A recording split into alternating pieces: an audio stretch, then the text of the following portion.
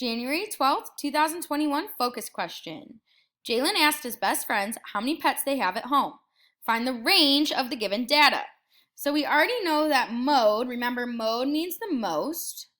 So I'll write over here, mode means most. We remember we did that yesterday.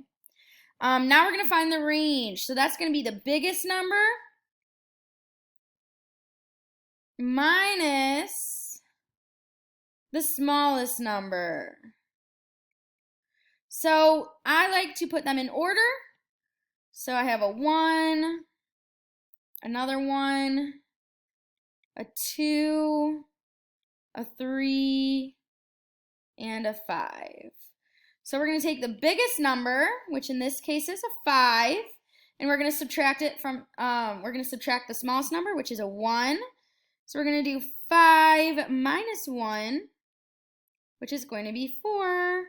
So our range is going to be 4. That's it. Our range is 4. That's it.